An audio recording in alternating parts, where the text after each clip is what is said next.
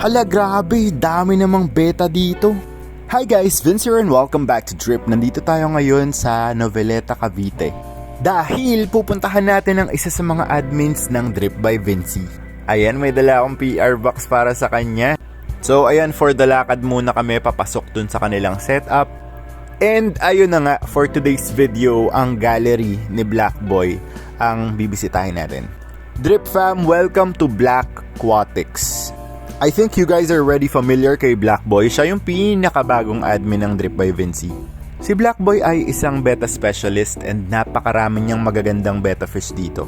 Meron din ditong aquatic plants and meron siyang alagang PKBM.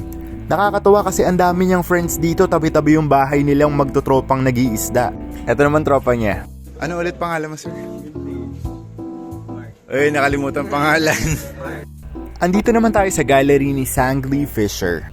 Nakakatuwa nung pagpunta namin kasi all out support lahat yung buong tropa, parang isang buong street sila. Sabi nga ng Itbulaga, all for one, one for all. Meron siyang mga Oscar, may mga molly siya, meron din siyang flower horn, and meron siyang mga grow out dito. Halo-halo rin yung mga isda ni Sangli Fisher, sobrang cute. Ito yung flower horn nyo, ang ganda, kakatuwa, maliit pa. Pasilip lang yon, balik tayo sa Black Aquatics. Alam nyo ba guys na sa ngayon ay si Black Boy lang ang tanging admin ng Drip by Vinci na nagbebenta ng beta fish. So alam mo kung naghahanap ka ng beta fish pagkatapos ng video na to, i-DM mo na si Black Boy agad. Loh, may bata dun oh. Napakadaming magagandang beta fish ni Black Boy dito.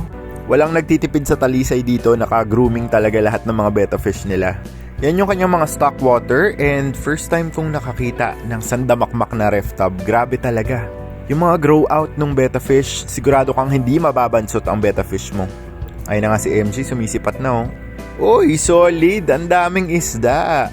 Andito rin ang friends niya si Sangli Fisher, Jayco Aquatics, and si Reggie Beta Cutie.